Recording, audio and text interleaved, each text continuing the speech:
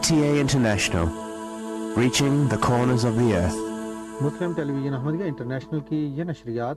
آپ کی خدمت میں لندن سے پیش کی جا رہی ہیں۔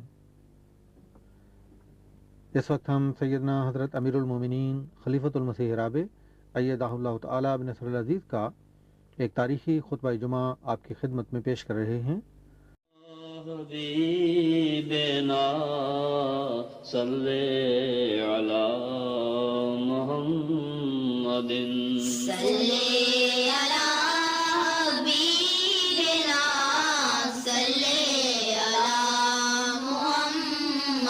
صلی علی رسولنا صلی علی محمد صلی علی رسولنا صلی علی محمد صلی علی محمد صلی علی محمد۔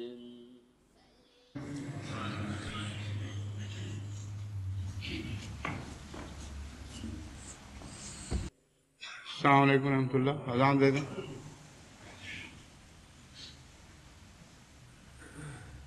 اللہ اکبر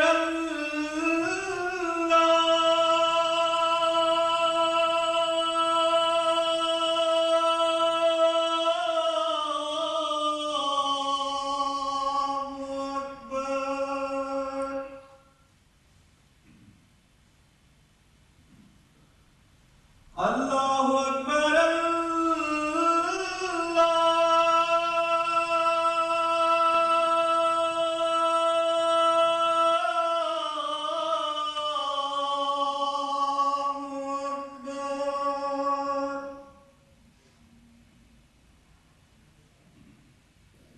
اشہد ان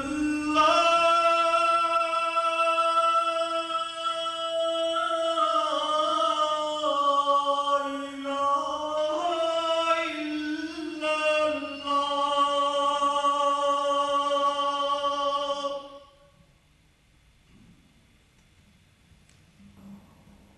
اشہد ان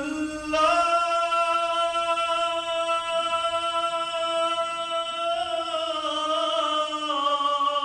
الہ الا اللہ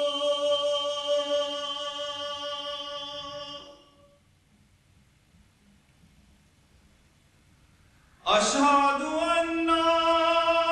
محمد رسول اللہ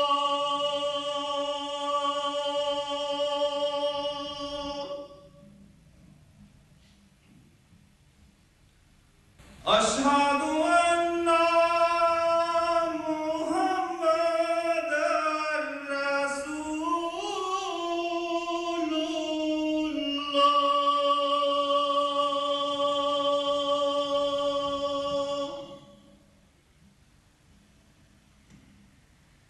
حی علی الصلاۃ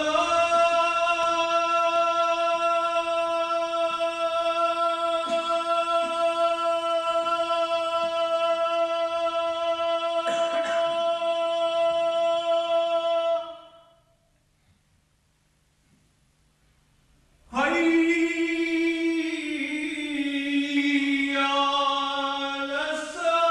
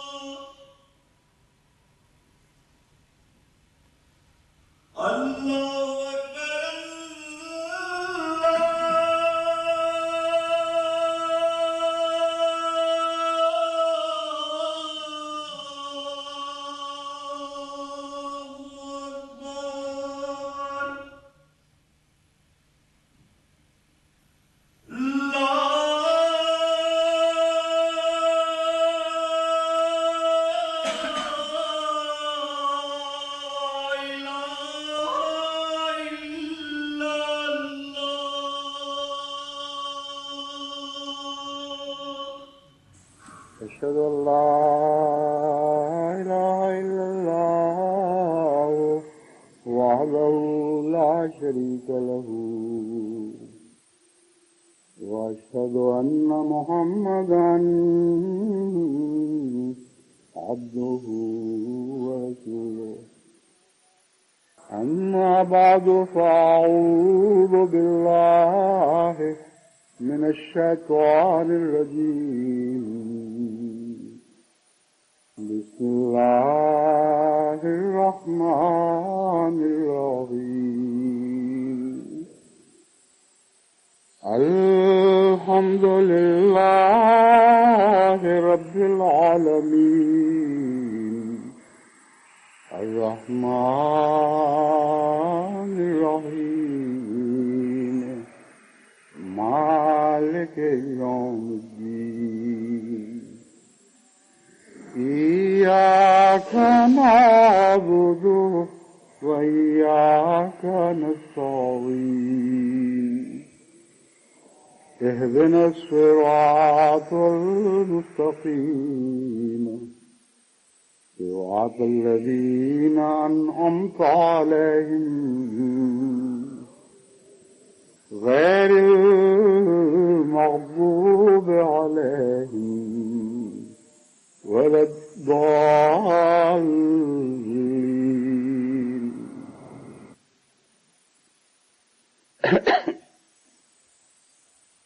سورہ فاتحہ سے متعلق گزشتہ چند خطبوں میں ذکر چلتا رہا ہے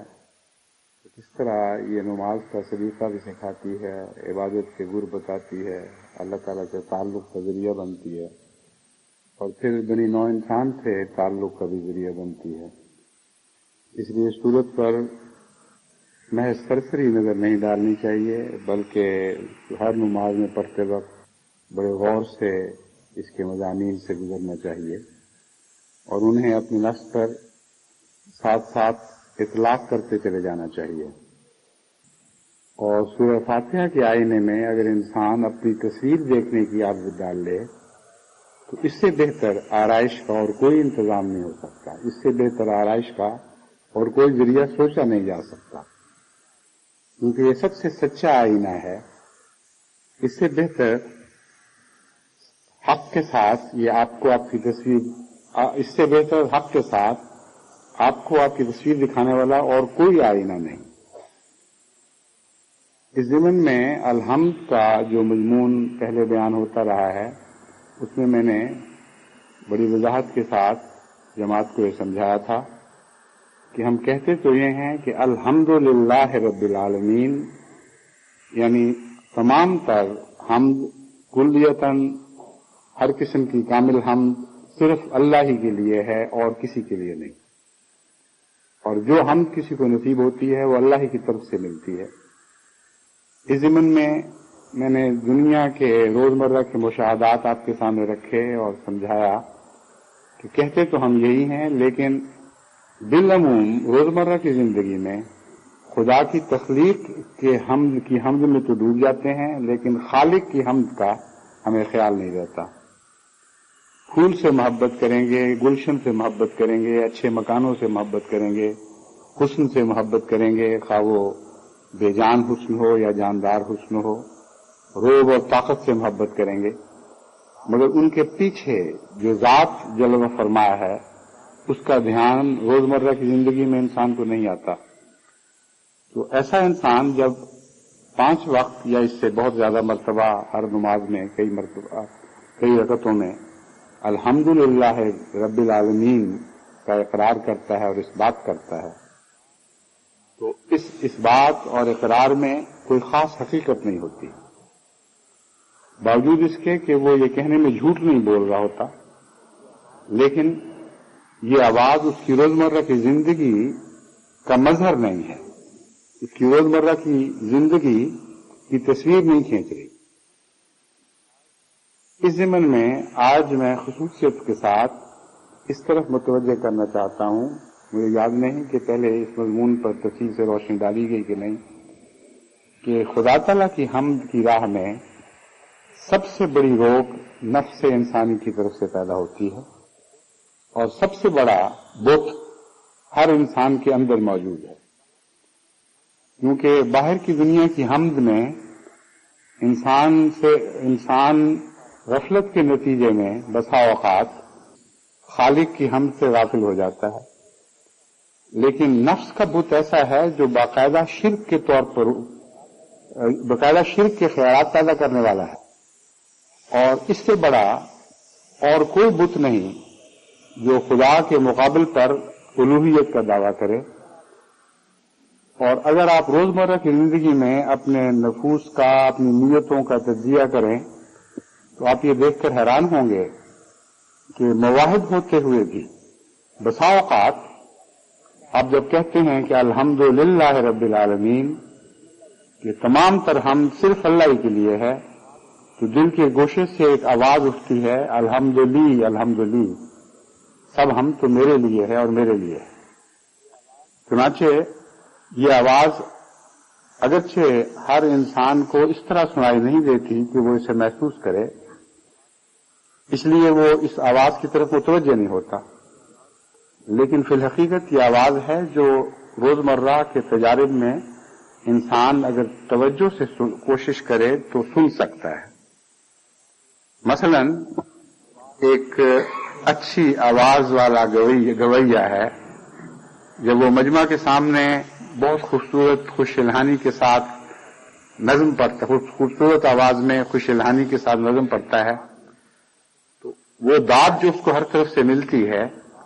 اس کو اپنے نفس میں اس قدر مطمئن کر رہی ہوتی ہے، اس قدر اس کو لذت عطا کر رہی ہوتی ہے کہ اس وقت اس کا خدا خود اس کا نفس بن چکا ہوتا ہے،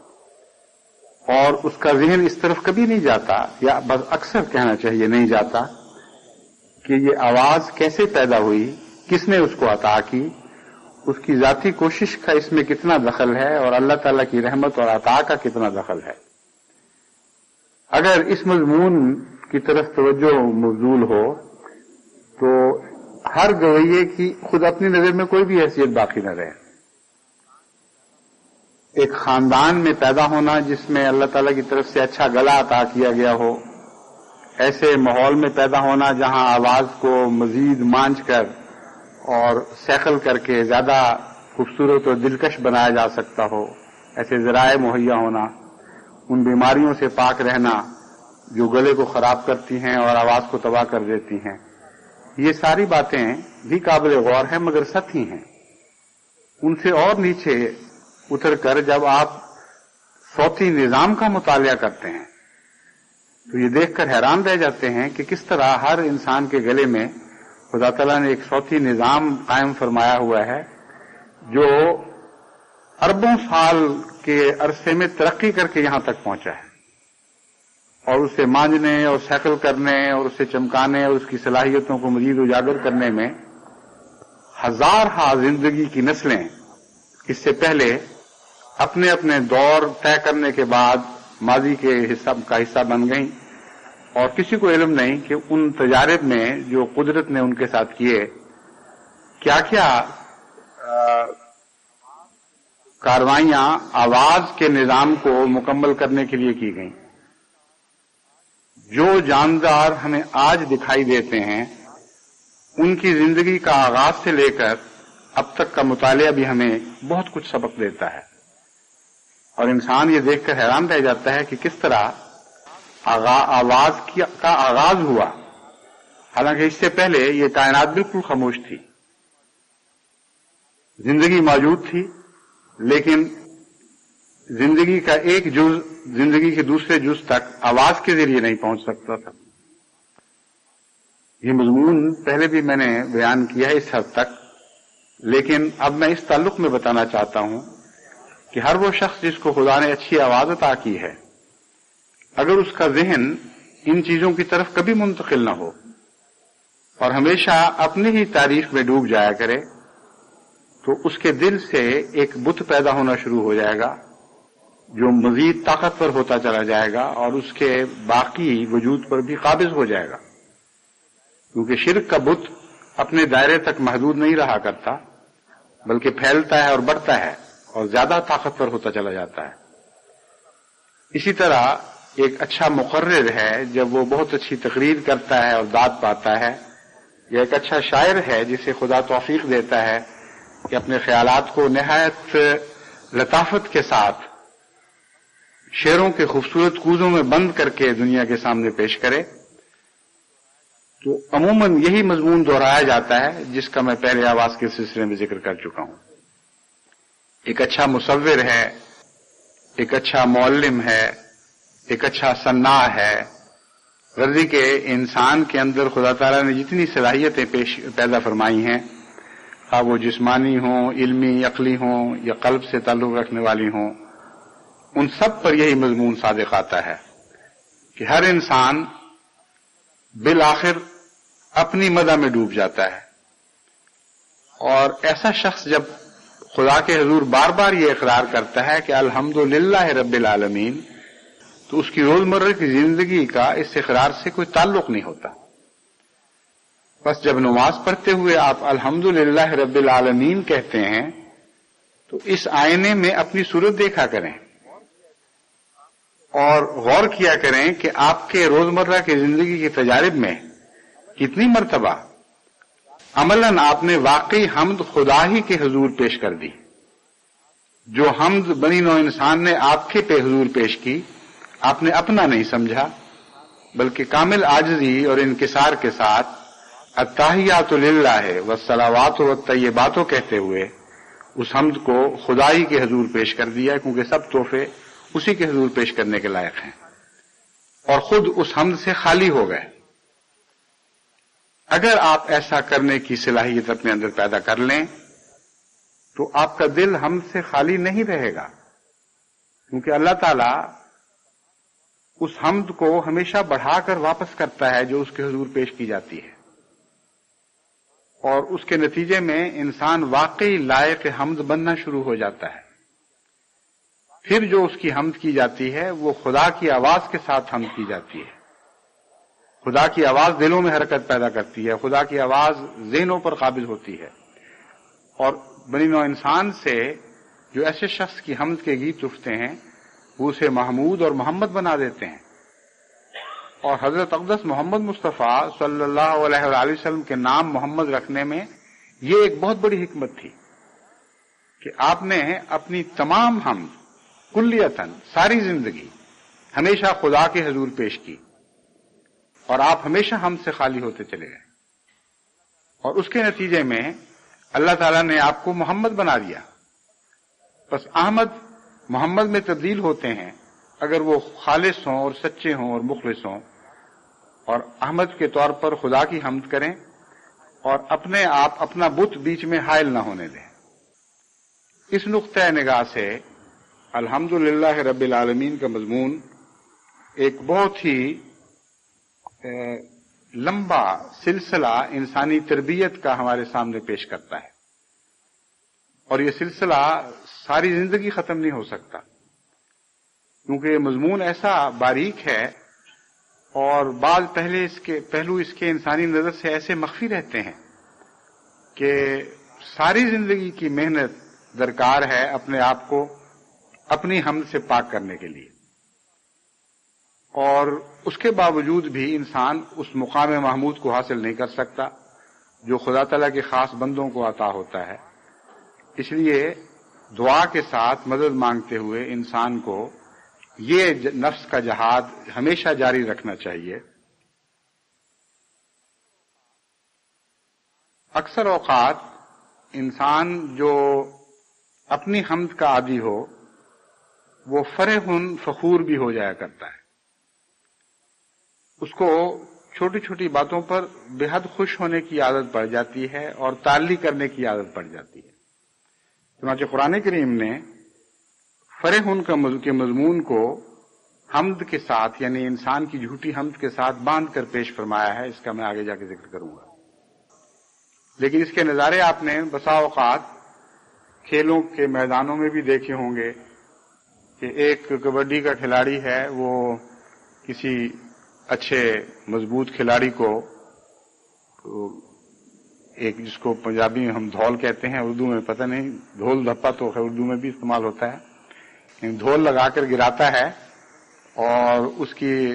شکنجے سے نکل کر واپس بھاگتا ہے تو عجیب و غریب حرکتیں کر رہا ہوتا ہے. بعض دفعہ وہ دونوں انگلیاں ہاتھ اونچے کر کے کھڑی کر دیتا ہے، بعض دفعہ منہ سے آوازیں نکالتا ہے کہ میں نے کمال کر دیا ہے، بعض دفعہ وہ چھاتی پر ہاتھ مارتا ہے. اسی طرح فٹ بال کے میدان میں جب بھی کوئی شخص گول کرتا ہے تو آپ نے دیکھا ہوگا کہ کس طرح وہ عجیب و غریب حرکتیں کرتا اور اچھلتا کودتا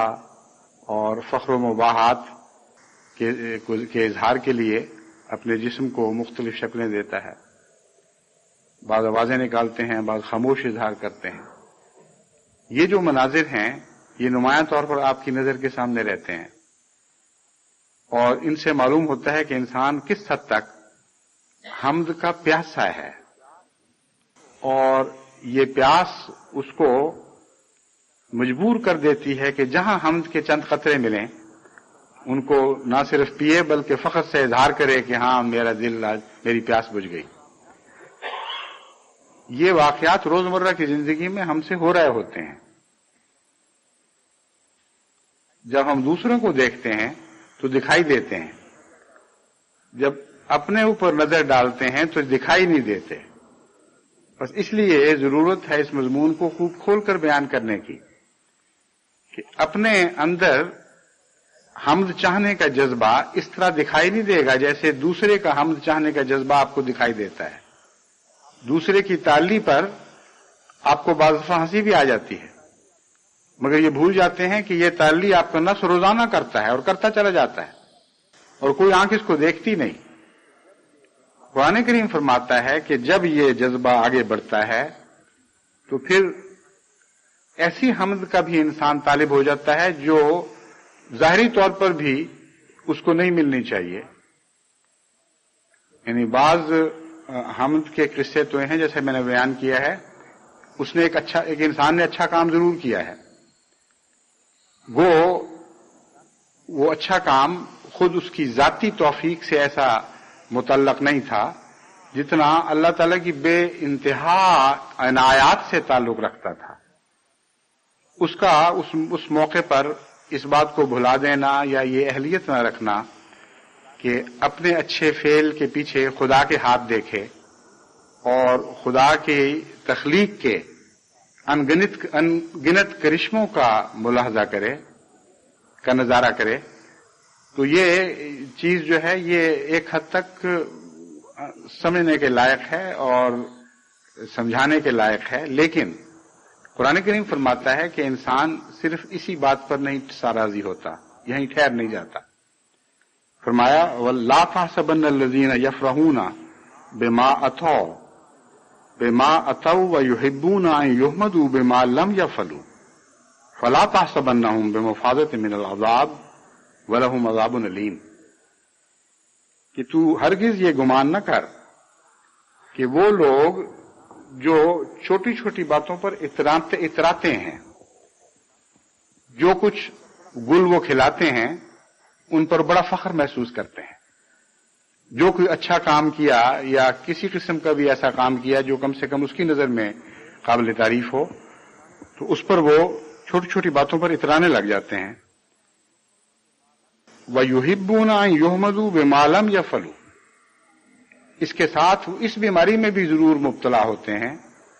کہ جو وہ کام نہیں کرتے ان کے لیے بھی تعریف کے خواہاں ہو جاتے ہیں. اور جب یہ بیماری بڑھ کر اس مقام تک پہنچ جاتی ہے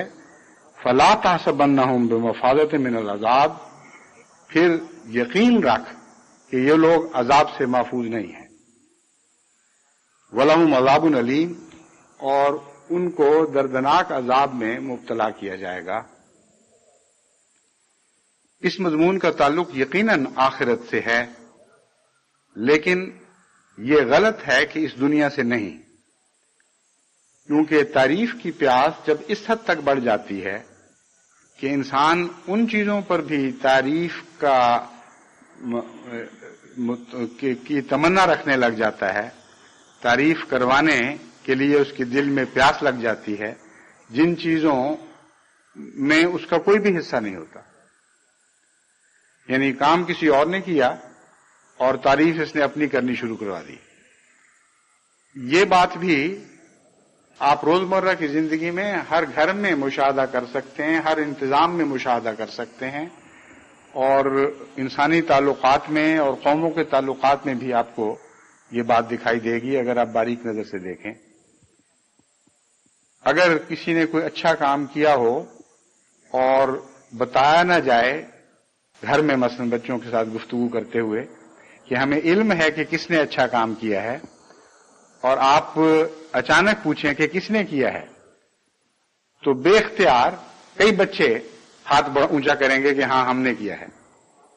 اگر ان کو یہ یقین ہو جائے کہ پتہ نہیں لگے گا کہ کس نے کیا تھا، پھر تو اکثر بچوں کے اندر یہ رجحان پایا جاتا ہے کہ وہ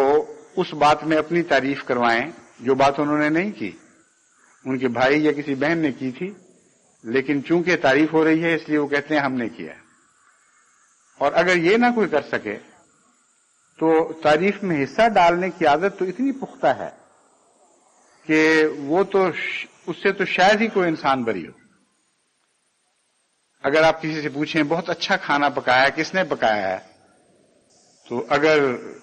گھر کی مالکہ نے پکایا ہوگا تو وہ کہے گی میں نے پکایا ہے، کوئی دوسرا ساتھ بولے گا کہ مسالہ تو میں نے بتایا تھا، ایک تیسرا بتائے گا کہ ترکیب میری تھی،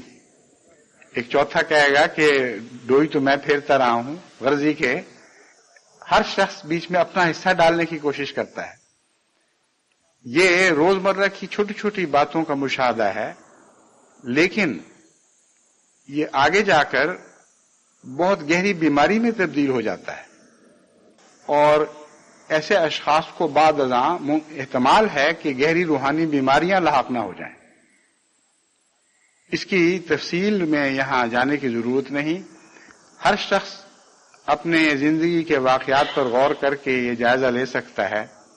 کہ کس حد تک اس نے اس معاملے میں ٹھوکر کھائی۔ یعنی اس تعریف کی ایک خواہش تو تبھی ہے، اسے اپنے مقام پر رکھنا اور لگام ڈال کر رکھنا یہ ایک الگ مسئلہ ہے، مگر جو واقعہ ہوا ہی نہیں اس ضمن میں جھوٹی تعریف کی تمنا یہ بہت بڑی بیماری ہے، اور یہ شرک کی بدترین قسم بن جاتی ہے۔ اور ایسے لوگ پھر سب سے زیادہ خدا کی تعریف اس سے چھینتے ہیں، اور عمداً ہر کوئی چیز میں اپنے ذمہ بات لگاتے ہیں کہ ہماری طرف سے ہماری وجہ سے ہوا ہے۔ اور یہ بیماری جب زیادہ باریک ہو جاتی ہے تو عجیب و غریب شکلیں اختیار کرتی ہے۔ میں اس کا ایک نمونہ آپ کے سامنے رکھنا چاہتا ہوں جس سے آپ کو معلوم ہوگا کہ نیک انسان بھی بعض اس قسم کی بیماریوں سے محفوظ نہیں رہتے۔ عام طور پر مواحد ہیں لیکن بہت سی باتوں میں غلطی کر جاتے ہیں۔ یہ بھی رجحان پایا جاتا ہے کہ اگر خدا کا کوئی فضل ہو تو انسان اپنے اندر وہ نیکی تلاش کرتا ہے کہ کس وجہ سے فضل ہوا ہے۔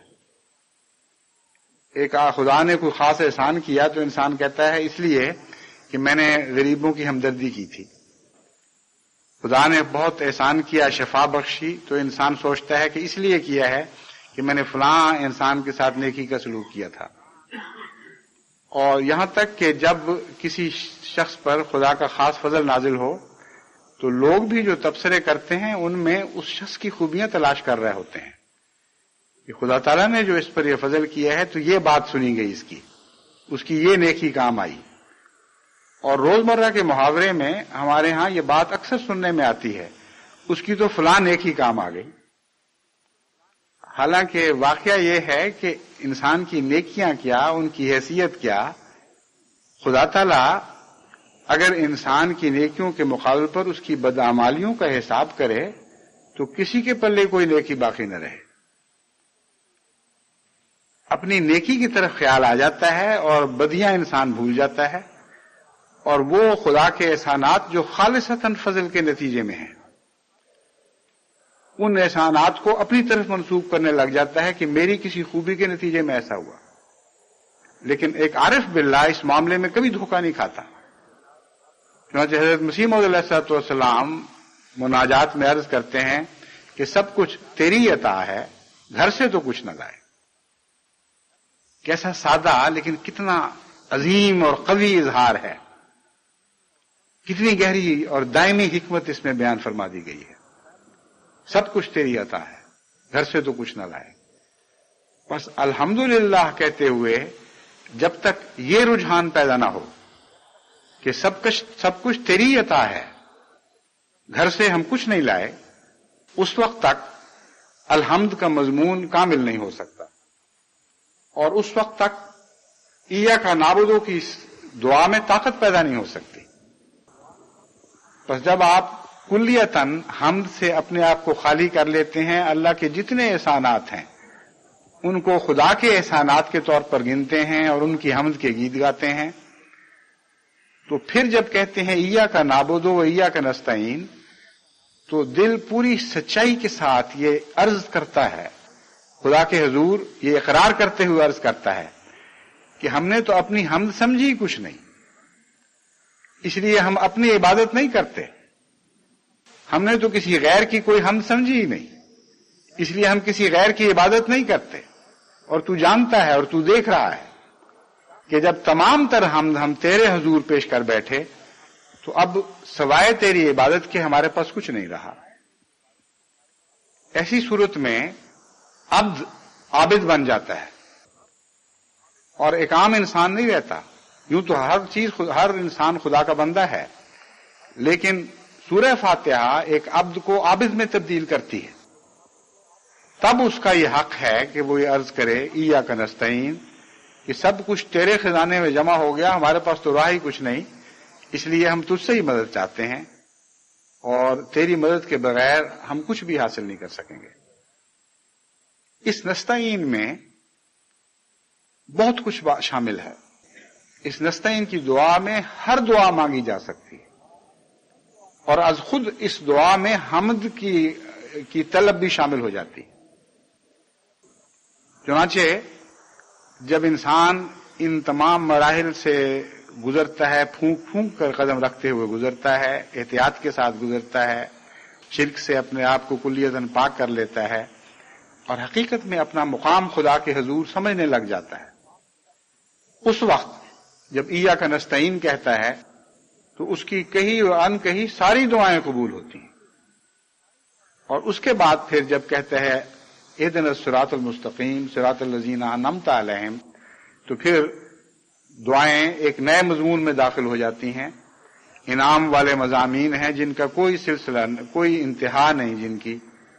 جن کی کوئی حد نہیں ہے اور ایک جاری سلسلہ ہے. اس ضمن میں یہ یاد رکھیں کہ انعمت علیہم کے مضمون میں ایک پوری تاریخ ہمارے سامنے رکھ دی گئی ہے. چونکہ اس سے پہلے اس بات پر میں گفتگو کر چکا ہوں، اس لیے مزید اسے نہیں چھیڑتا، لیکن انعمتا کے 4 مراتب ہیں اور سورہ فاتحہ میں ابتدا میں خدا کی 4 صفات پیش فرمائی گئی ہیں. ان 4 صفات سے جس انسان کا تعلق کامل ہو جائے گا وہ انعمتا میں آخری مقام تک پہنچے گا، اور جس حد تک اس کا صفات باری تعالیٰ سے تعلق کمزور ہوگا اسی حد تک انعمتا کے علیہم کے گروہ میں اسے نسبتاً ادنا مقام نصیب ہوگا. بس یہ کہنا غلط ہے کہ کوئی مقام ہمیشہ کے لیے بند کر دیا گیا ہے. ہر مقام جاری ہے، لیکن سورہ فاتحہ میں صفات باری تعالیٰ کو جس رنگ میں پیش فرمایا گیا ہے ان صفات کا حضرت صلی اللہ علیہ وآلہ وسلم کے ساتھ ایک گہرا تعلق ہے. جس کامل عبودیت کے ساتھ، جس کامل انکسار کے ساتھ حضرت اقدس محمد رسول اللہ صلی اللہ علیہ وآلہ وسلم نے اپنے نفس کو ہم سے خالی کر کے ربوبیت سے تعلق جوڑا، رحمانیت سے تعلق جوڑا، رحیمیت سے تعلق جوڑا، مالکیت سے تعلق جوڑا، اس کے بعد یہ تعلقات کا معیار بہت بلند ہو چکا ہے. اس لیے آئندہ کے لیے خدا تعالیٰ نے یہ فرض کر دیا کہ من یطع اللہ والرسول اولئک مع الذین انعم اللہ علیہم. اب ربوبیت، رحمانیت، رحیمیت اور مالکیت سے عام تعلق کام نہیں دے گا. جو اللہ اور اس رسول کی اطاعت کرے گا اور ان اداؤں کے ساتھ خدا سے تعلق باندھے گا جن اداؤں کے ساتھ محمد رسول اللہ صلی اللہ علیہ وسلم نے اپنے رب سے تعلق جوڑا ہے، اس کے لیے انعامات کے سب دروازے کھلے ہیں. اور چونکہ یہ مضمون مشکل ہو گیا ہے اور بلند تر ہو گیا ہے، اور ڈیمونسٹریٹر نے، جس نے اس مضمون کو اپنی زندگی پر جاری کر کے دکھایا تھا، اس مضمون کو درجہ کمال تک پہنچا دیا ہے، اس لیے آخری مقام تک پہنچنا مشکل تر ہو گیا ہے. لیکن ادنا مقام بھی اس اطاعت کے ایسے ہیں جو گزشتہ انبیاء، گزشتہ زمانے کے اعلیٰ مقامات کے برابر درجہ پانے والے ہیں. چنانچہ آن حضرت صلی اللہ علیہ وآلہ وسلم نے اس مضمون کو اس طرح کھول کر بیان فرما دیا: علماء امتی کا انبیاء بنی اسرائیل. علماء تو نبی نہیں ہیں، لیکن میری امت کے معیار کے لحاظ سے نبی نہیں ہے. جہاں تک گزشتہ امتوں کا تعلق ہے، ان کے نبیوں کے برابر تو میری امت میں تمہیں بہت سے علماء اور ولی اور بزرگ ملیں گے. بس یہ وہ مضمون ہے جس کے پیش نظر انعمتا علیہم نے ایک ایسا وسیع دروازہ کھولا ہے اور ایک ایسے راستے پر ہمیں جاری کرنے کی قدم بڑھانے کی دعوت دی ہے جو لامتناہی ہے. اور تمام انبیاء کی گزشتہ تاریخ ہمارے سامنے وہ اکٹھی صورت میں پیش کر دیتا ہے. گویا اس راستے پر مختلف جھنڈے لگے ہوئے ہیں دور تک، اور سب سے آخر پر مقام محمدیت کا جھنڈا ہے، اور مسلسل یہ صلاح عام دے رہا ہے کہ آنا ہے تو یہاں تک آؤ، اور اس سے پہلے رکنے کی کوشش نہ کرو، اس سے پہلے کہ تھکن تمہیں مغلوب نہ کر دے. بس اس سفر میں جس مقام پر بھی انسان دم دے، وہی مقام انعمتا علیہم کا مقام ہے، اور بہت ہی بڑا خوش نصیب ہے جسے محمد رسول اللہ علیہ وسلم کے قدموں تک پہنچنے کی سعادت نصیب ہو جائے. اس کے بعد مغضوب علیہم ولا الضالین کا مضمون شروع ہوتا ہے، اور وہاں بھی یہ بات یاد رکھنے کے لائق ہے کہ مغضوب علیہم کی تشریح میں اگرچہ ہم یہ کہتے ہیں کہ یہود مراد ہیں، اور ضالین کی تشریح میں اگرچہ ہم یہ کہتے ہیں کہ عیسائی مراد ہیں، مگر اللہ کی یہ شان ہے اور سورہ فاتحہ کی فصاحت و بلاغت ہے کہ کسی قوم، کسی مذہب کا نام نہیں لیا. مضمون صرف یہ بیان فرمایا گیا کہ خدا کی مذکورہ 4 بنیادی صفات سے جو شخص کلیتاً تعلق کاٹ لے گا یا اس حد تک کاٹ لے گا کہ خدا کی رحمت سے وہ کاٹا جائے، اسے مغضوب علیہم شمار کیا جائے گا. اور جو شخص کچھ تعلق برقرار رکھے گا لیکن ٹیڑھے رنگ میں اور کجی کے ساتھ، اس کو ضالین کے زمرے میں شمار کیا جائے گا. اس مضمون پر آپ غور کریں تو بہت ہی وسیع تاریخی مطالعہ ہے جو آپ کے سامنے کھلتا ہے. وہ قومیں جو مغضوب ہوئیں، قرآن کریم نے خود بیان فرمایا کہ کیوں مغضوب ہوئیں، کس کس طرح، کس کس جگہ انہوں نے خدا کی بنیادی صفات سے اپنا تعلق توڑا، اور بار بار توڑا، ایک دفعہ نہیں. اور کتنے لمبے عفو کے بعد، کتنے لمبے حلم کے بعد بالآخر اللہ تعالیٰ نے انہیں مغضوب قرار دیا. تو اس میں اس مطالعہ سے آپ کو معلوم ہوگا کہ کن چیزوں سے بچنا ہے، اور یہ بھی معلوم ہوگا کہ چھوٹی چھوٹی باتوں پر مایوس ہونے کی ضرورت نہیں ہے. کوشش فرض ہے. اگر ایک ٹھوکر کھاتے ہیں تو تب بھی اگرچہ خطرے کا مقام ہے، لیکن آخری طور پر آپ کو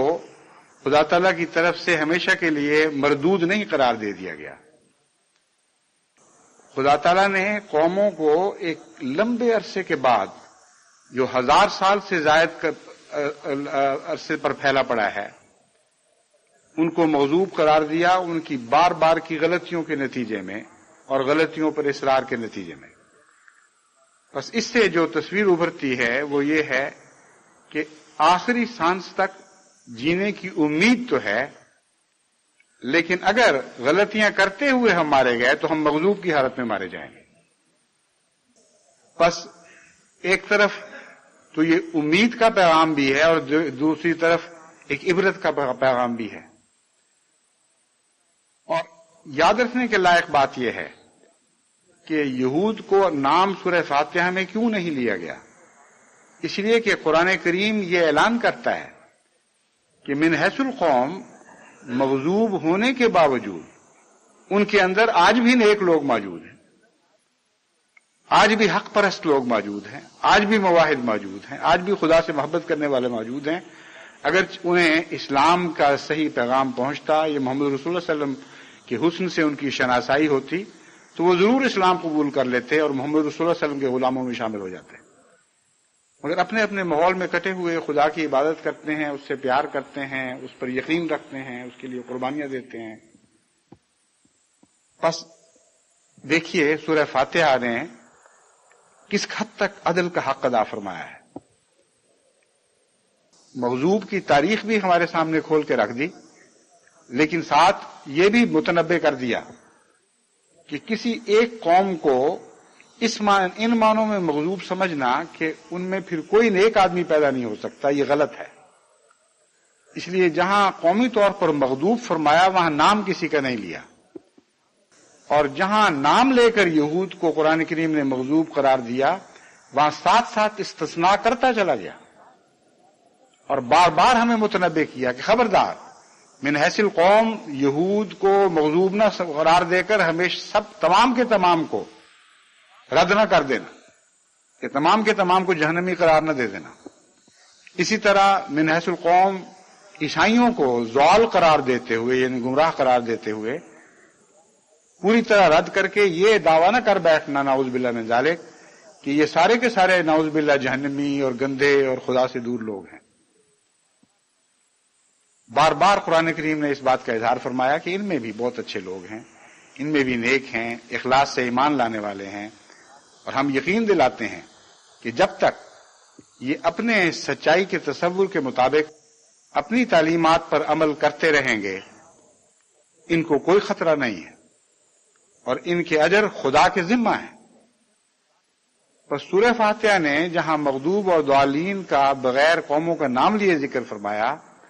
وہاں اس طرف بھی ہماری توجہ مبذول فرما دی، اور اس میں بھی ہمارے لیے ایک امید کا پیغام ہے کہ اگر ایسی قومیں جو 1000 سال 2000 سال 4000 سال تک بار بار خدا تعالیٰ سے کی ناشکری کرتی رہیں اور اس کی نافرمانی کرتی رہیں اور اس کے بندوں پر ظلم بھی کرتی رہیں، ان میں بھی نیکوں کی گنجائش موجود ہے اور نیکی کی گنجائش موجود ہے۔ تو محمد مصطفیٰ صلی اللہ علیہ وآلہ وسلم کا لایا ہوا دین جو آخری اور کامل دین ہے، اس سے وابستہ لوگوں کے متعلق یہ کہنا کہ نعوذ باللہ وہ سارے جہنمی ہو گئے، سارے کافر اور بے دین ہو گئے، یہ بہت ہی بڑا ظلم ہوگا۔ بس جماعت احمدیہ کے لیے خصوصیت سے اس پہ سبق ہے۔ حضرت مسیح موعود علیہ الصلوۃ والسلام نے جہاں ایسے لوگوں پر سختی فرمائی ہے جنہوں نے ظلم اور تعدی اور عناد میں ہر حد پھلانگ دی، اور حضرت مسیح موعود علیہ الصلوۃ والسلام کے متعلق نہایت ہی ناپاک اور ظالمانہ رویہ اختیار کیا، وہ زبان محض اس گروہ کے چند لوگوں سے تعلق رکھتی ہے جو فساد اور فتنے اور ظلم میں حد سے زیادہ بڑے ہوئے لوگ تھے۔ عامت المسلمین سے اس کا تعلق نہیں۔ چنانچہ حضرت مسیح موعود علیہ الصلوۃ والسلام نے اس مضمون کو دوسری جگہ خود کھول کر بیان فرمایا ہے، اور فرمایا جہاں تک عام مسلمانوں کا تعلق ہے ان سے بے حد محبت رکھتا ہوں، ان میں صلحاء بھی ہیں، ان میں خدا کے بزرگ بھی ہیں، اور خدا تعالیٰ کی عطا کردہ خبر کے مطابق ان میں بڑے بڑے مرتبہ رکھنے والے لوگ ہیں، صلحاء عرب بھی ہیں اور ابدال الشام بھی ہیں۔ بس جماعت احمدیہ کو سورہ فاتحہ سے یہ انکسار بھی سیکھنا چاہیے، یاد رکھنا چاہیے کہ ہم میں سے ہر شخص کی نجات کی کوئی ضمانت نہیں، کیونکہ ہر قوم میں ایسے استثناء ہوتے ہیں کہ اچھوں میں سے برے لوگ بھی پیدا ہو جاتے ہیں اور بروں سے اچھے لوگ بھی پیدا ہو جاتے ہیں۔ اس لیے نہ انمتا کے مضمون میں کسی قوم کا ذکر فرمایا، نہ مغضوب اور ضالین کی مضمون میں کسی قوم کا ذکر فرمایا، اور اس مضمون کو کھلا رہنے دیا۔ بنیاد یہی ہے اور فیصلے کی کسوٹی یہی ہے کہ ہر وہ شخص اور ہر وہ قوم جو خدا تعالیٰ کی ان 4 صفات سے گہرا تعلق جوڑتی ہے اور اپنے آپ کو دوئی کی ملونی سے پاک کرتی ہے، جن صفات کا سورہ فاتحہ میں تعارف فرمایا گیا ہے، وہ انعمتا علیہم میں شمار ہوگی اگر خدا تعالیٰ کا فضل شامل حال ہو اور واقعتاً وہ اپنے تعلق میں مخلص ہو. لیکن ان کے اندر بھی استثناء ہو سکتے ہیں اور ہوتے رہیں گے، اس لیے ہمیں ہمیشہ نگران رہنا چاہیے اور اپنے نفس پر بھی نگران رہنا چاہیے، اور بحیثیت جماعت اپنے بھائیوں، اپنی بہنوں، اپنے بچوں، اپنے مردوں، عورتوں، بوڑھوں اور بچوں سب کے اوپر نگران رہنا چاہیے.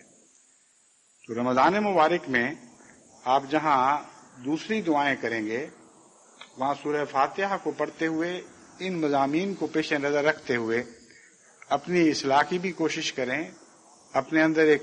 شعور پیدا کرنے کی کوشش کریں، اپنے شعور کو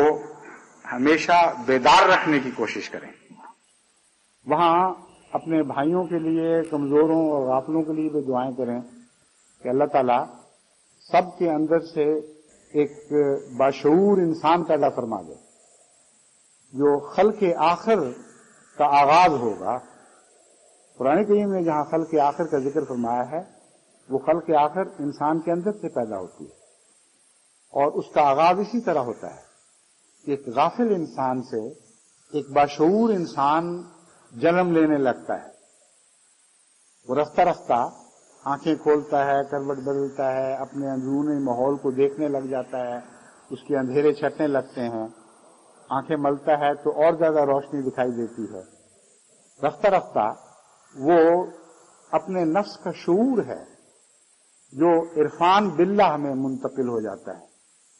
اور انسان کے اندر سے ایک خلق آخر ظاہر ہوتی ہے. بس اس رمضان میں خصوصی کے ساتھ بنی نوع انسان اپنے لیے یہ دعائیں کریں اور بنی نوع انسان کے لیے بھی یہ دعائیں کریں کہ وہ دعوے تو بہت کرتے ہیں، ان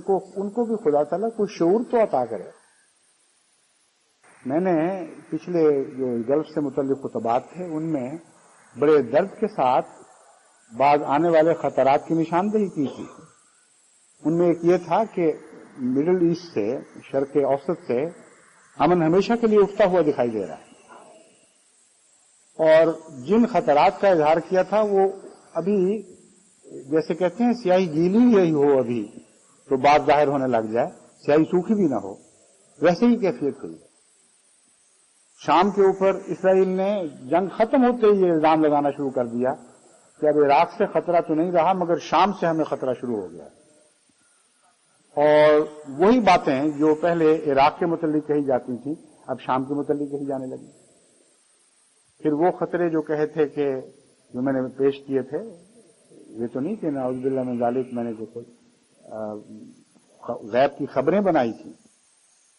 مگر ہر انسان حالات کا جائزہ لے کر اندازے لگاتا ہے. بس میں نے بھی جہاں تک ان قوموں کے مزاج کو سمجھا کچھ اندازے لگائے، اور میرا اندازہ یہ تھا کہ عراق کو ٹکڑے ٹکڑے کیا جائے گا اور بعض دوسری قوموں سے اندر کھاتے مخفی طور پر ہو سکتا ہے سمجھوتے ہو گئے ہوں کہ تم فلاں حصے پہ قبضہ کر لینا، تم فلاں حصے پہ قبضہ کر لینا. عراق میں جو بغاوت ہو رہی ہے یہ کہا جاتا ہے کہ اس کا دوسری قوموں سے کوئی تعلق نہیں، مگر جو لوگ بھی اس صدی کی تاریخ سے واقف ہیں وہ اچھی طرح جانتے ہیں کہ جہاں جہاں بغاوتیں ہوئی ہیں وہاں ضرور دوسری قوموں کا تعلق ہوتا ہے. آج کے زمانے میں طاقتور منظم فوجوں سے لڑنے کی عوام الناس میں طاقت ہی نہیں. جب تک باہر سے امداد نہ ہو، جب تک باہر سے شہ نہ ملے، یہ ہو ہی نہیں سکتا کہ کسی ملک میں واقعتاً منظم بغاوت ہو جائے. چنانچہ افغانستان میں جو کچھ ہوا آپ جانتے ہیں. اگر امریکہ اپنا ہاتھ کھینچ لیتا مجاہدین کی مدد سے تو وہاں جو کچھ آپ نے دیکھا وہ ممکن ہی نہیں تھا، ہو ہی نہیں سکتا. اگر ویتنام میں روس ویتنامیوں کی امداد سے ہاتھ کھینچ لیتا تو امریکہ کو جو بالآخر عبرتناک شکست ہوئی وہ ممکن نہیں تھی. 11 سال غالباً 8.5 سال کا عرصہ ہے جو انہوں نے وہاں بہت ہی دردناک جنگ کی شکل میں جنگ کی حالت میں گزارا ہے، وہ جنگ چند مہینوں کے اندر ختم ہو سکتی تھی اگر امریکہ کے مقابل پر روس ان کا مددگار نہ ہو رہا ہوتا۔ تو اس لیے بیرونی خطرات پہلے بھی تھے، آج بھی ہیں اور کل بھی ہوں گے، لیکن پہلے دو سمتوں سے ہوتے تھے، اب ایک ہی سمت سے ہیں۔ اس لیے اس رمضان میں خاص طور پر یہ دعائیں کریں کہ اب جب کہ ایک ہی طاقت ہے جو دنیا پر غالب آ چکی ہے، اور وہ امریکہ اور اس کے ساتھیوں کی طاقت ہے، تو اللہ تعالیٰ اس عظیم طاقت کو، جیسی طاقت آج تک کبھی دنیا کی تاریخ میں پہلے نہیں ہوئی، وہ ساری دنیا پر اس طرح غالب آ چکی ہو کہ مقابل کی ہر طاقت اس کے سامنے گھٹنے ٹیک چکی ہو۔ اس طاقت کو یہ توفیق نہ دے کہ خدا کے بندوں سے ظلم کا سلوک کرے۔ اس دعا کی بڑی شدید ضرورت ہے۔ دعا کی یہ ضرورت ہے کہ اللہ تعالیٰ امریکہ کو یہ ہوش دے، یہ عقل دے کہ وہ خدا بننے کی بجائے خدا کا نمائندہ بننے کی کوشش کرے۔ اور اگر واقعی امریکہ اس طاقت سے سچے دل کے ساتھ استفادہ کرنا چاہتا ہے اور دنیا میں امن پیدا کرنا چاہتا ہے، تو سوائے اس کے اور کوئی حل نہیں کہ امریکہ انصاف پر قائم ہو جائے، کیونکہ عدل کے بغیر دنیا میں کوئی امن قائم نہیں ہو سکتا۔ اور جو شخص عدل پر قائم ہو وہ خدا نہیں ہو سکتا، خدا کا نمائندہ ہو سکتا ہے، خدا نہیں ہو سکتا، کیونکہ یہ ایک گہرا راز ہے کہ عدل کے فقدان سے شرک پیدا ہوتا ہے۔ خدا کے عادل بندے مشرک نہیں ہو سکتے، اس لیے خدا کے عادل بندے خدائی کے دعوے بھی نہیں کر سکتے۔ بس امریکہ کے لیے یہ دعا کرنی چاہیے کہ تاریخ میں کبھی کسی قوم کو ایسا موقع نصیب نہیں ہوا جیسا کہ امریکہ کو نصیب ہوا ہے کہ تمام دنیا کو اپنی طاقت کے زور سے عدل سے بھر دے اور عدل کے نتیجے میں دنیا کو انصاف عطا کرے، اور یہ خدا اس کو توفیق نہ دے کہ اس کے برعکس خود خدائی کا دعوے دار بن جائے اور زور اور طاقت کے ساتھ اور جنبے داریوں کے نتیجے میں اور سیاسی چال بازیوں کے نتیجے میں دنیا سے اپنی طاقت کا لوہا منوانے کی کوشش کرے۔ اگر امریکہ نے ایسا کیا تو جیسا کہ میں پہلے بیان کر چکا ہوں، اللہ تعالیٰ کی قوموں کو کچھ مہلت تو دیتا ہے لیکن لمبی مہلت نہیں دیا کرتا، اور تو خدا کی تقدیر ان کو پکڑا کرتی۔ اس کے مقابل پر تیسری دنیا کی قوموں کے لیے بہت بڑے ہولناک دن آنے والے ہیں۔ وہ نہتے ہو چکے ہیں، ان کے سروں کی چھت اڑ گئی، کوئی ان کا دنیا کا سہارا نہیں رہا۔ اس لیے ان کے لیے دعا کریں کہ وہ نیلی چھت والے سے تعلق پیدا کریں، اس خدا سے تعلق پیدا کریں جس کی چھت ساری کائنات پر محیط ہے، اور اس کے نتیجے میں اللہ تعالیٰ انہیں ابتلاؤں سے بچائے گا، اور یہ بھی ممکن نہیں جب تک وہ خود عدل پر قائم نہ ہو، کیونکہ غیر عادل کا خدا سے کوئی تعلق نہیں ہوا کرتا۔ یہ خیال غلط ہے کہ صرف امیر اور طاقتور ظالم ہوا کرتا ہے۔ یہ راز سمجھنے والا راز ہے، اور اس کو خوب اچھی طرح ذہن نشین کر لینا چاہیے کہ غریب اور کمزور بھی ظالم ہو جایا کرتا ہے۔ صرف فرق یہ ہے کہ اسے اپنے ظلم کی توفیق نہیں ملتی یا کم ملتی ہے۔ بس ظالم ہونا یا نہ ظالم ہونا انسان کے اندرونی رجحانات سے تعلق رکھنے والی باتیں ہیں۔ میں نے تو جہاں تک نظر ڈالی ہے، تیسری دنیا میں بھی اکثر ممالک ایسے ہیں جب بھی انہیں توفیق ملی ہے انہوں نے ظلم سے کام لیا ہے۔ وہی صدام حسین جن کے عراق پر یک طرفہ ظالمانہ بمباری کے نتیجے میں تمام مسلمانوں کے دل خون ہو رہے تھے اور سخت اذیت میں مبتلا تھے، اب اندرونی طور پر ان کو چھٹی ملی ہے کہ جبر کے ساتھ بغاوتوں کو ناکام کر دیں اور ملیمیٹ کر دیں، تو اس جبر سے آگے بڑھ رہے ہیں جس جبر کی انسان کو خدا تعالیٰ کا خوف اجازت دیتا ہے۔ ایک جبر کے مقابل پر جبر ہے جس کی قرآن کریم نے اجازت دی ہے، اور خدا کے خوف کی راہ میں یہ بات مانے نہیں، لیکن ولا تعتدوا کس شرط کے ساتھ، ہرگز تمہیں مقابل پر زیادتی نہیں کرنی۔ انتقام اس رنگ میں نہیں لینا کہ جتنا تم پر ظلم ہو رہا ہے اس سے زیادہ ظلم کرو، یا انسانی قدروں کو پامال کرتے ہوئے ظلم شروع کر دو۔ بس کردوں کے مقابل پر یہ ظلم ہو رہا ہو یا شیعوں کے مقابل پر ظلم ہو رہا ہو، جو بھی شکل ہے، ہر قوم کا یہ بنیادی حق ہے کہ وہ باغیوں کا سر کچلے، لیکن یہ حق نہیں کہ ان کو آگ کا عذاب دے کے مارے، جیسا کہ امریکہ نے نیپام بم کے ذریعے عراقی فوجیوں پر ظلم کیے تھے، یا گیس سے مارے یا تیزاب برسا کے مارے۔ اگر یہ باتیں سچی ہیں جو بیان کی جا رہی ہیں تو پتہ یہ لگا کہ پھر ادھر بھی ظلم تھا اور ادھر بھی ظلم ہے۔ پھر ہماری یہ دعا جس کی میں نے تلقین کی تھی کہ اے اللہ حق کو فتح دے، یہ کس کھاتے میں جائے گی؟ حق تو پھر صرف اتنا سا باقی رہ گیا تھا کہ کویت پر ان کا حملہ ناجائز تھا اور ان کو کویت خالی کر دینا چاہیے تھا۔ تو کویت کے انخلا کی حد تک تو ہماری دعا حق والی قبول ہو گئی۔ اس کے بعد اگر حق ایک طرف ہو ہی نہ، دونوں طرف ہی ظلم شامل ہو جائے تو یہ دعا کسی کے کھاتے میں بھی نہیں جا سکتی، کسی کے حق میں بھی نہیں مقبول ہو سکتی۔ بس یہ دعا کریں کہ اللہ تعالیٰ لوگوں کو حق نصیب کرے۔ اس وقت تو یہ زمانہ آ گیا ہے کہ انسان کنگال ہوا بیٹھا ہے، اخلاق سے عاری ہو گیا ہے، حق سے عاری ہو گیا ہے۔ غریب قومیں اگر دوسری ہمسایہ قوموں پر ظلم نہیں کرتی تو اپنے غریب باشندوں پر، اپنے ملک کے باشندوں پر ظلم کرتی ہیں۔ ہر طاقتور کمزور پر ظلم کر رہا ہے۔ ایسی افراتفری کے زمانے میں جبکہ طاقت کو گویا کہ یہ اختیار ہے کہ ہر قسم کے ظلم و ستم بجا لائے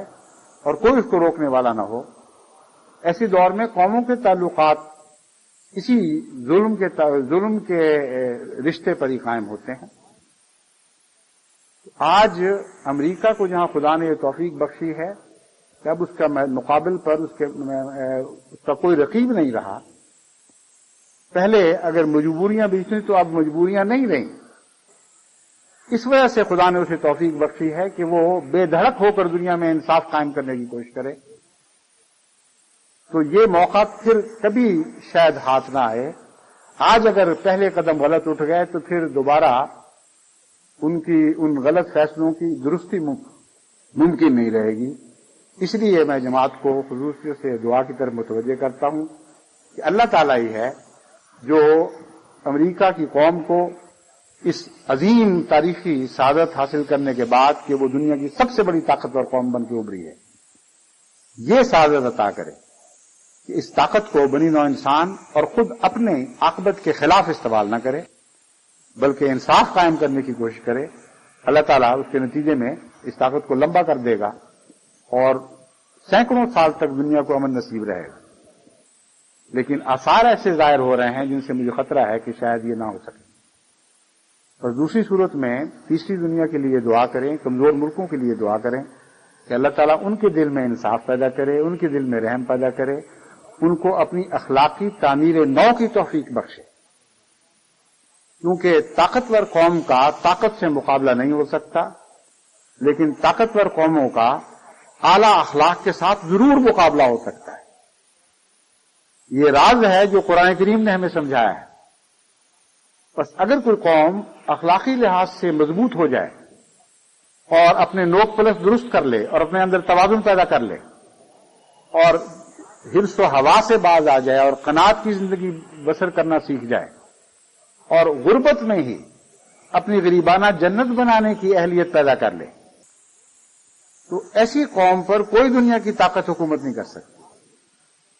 اعلیٰ اخلاق سے بڑھ کر انسان کا کوئی دفاع نہیں۔ بس دنیا کے تیسری دنیا کے ملکوں کو میں بار بار یہ نصیحت کرتا ہوں کہ اپنی اندرونی اصلاح کریں، اپنے اخلاق درست کریں، اپنے اندرونی تعلقات کو درست کریں، انکسار پیدا کریں، اور فی الحال غیر قوموں پر انحصار کو اگر فوری طور پر ترک نہیں کر سکتے تو کم سے کم یہ منصوبہ بنائیں کہ جتنی جلد ہو سکے گی آپ غیر قوموں پر انحصار سے توبہ کریں گے اور خودداری کی زندگی بسر کریں گے، خواہ غریبانہ ہو۔ اگر یہ نصیحت تیسری دنیا نے مان لی اور جماعت نے دعائیں کی اور وہ مقبول ہوئیں، اور آہستہ آہستہ اگر سب نے نہیں تو آہستہ آہستہ بعض ملکوں نے ان پر عمل کرنا شروع کر دیا، تو پھر ہم یہ یقین کر سکیں گے کہ اگر طاقتوروں نے غلطی کی تو پھر بھی اتنا بڑا نقصان اس کا بنی نوع انسان کو نہیں پہنچے گا، کیونکہ کمزور اپنی اصلاح کے ذریعے ان غلطیوں کے زد سے بچتے چلے جائیں گے اور اپنا دفاع وہ خود تیار کر لیں گے۔ اگر یہ نہ ہوا تو آپ دیکھیں گے کہ جگہ جگہ جنگیں ہوں گی، غریب قومیں غریب قوموں سے لڑیں گی،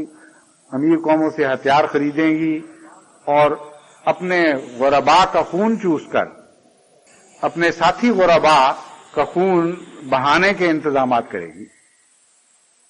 یہ خلاصہ ہے اس دنیا کا، بڑا مکروہ خلاصہ ہے، لیکن امر واقعہ یہ ہے کہ جب اخلاق سے عاری ہو کر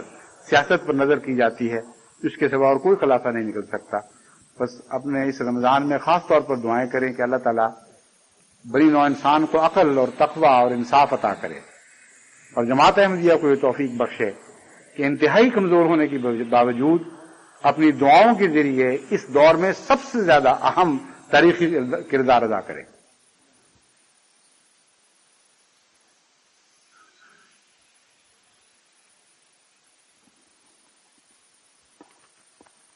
الحمد لله نحمده ونستعينه ونستغفره ونؤمن به ونتوكل عليه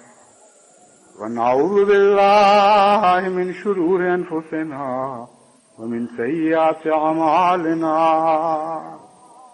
من يهده الله فلا مضل له ومن يضلله فلا هادي له ونشهد أن لا إله إلا الله وحده لا شريك له ونشهد أن محمدا عبده ورسوله عباد الله رحمكم الله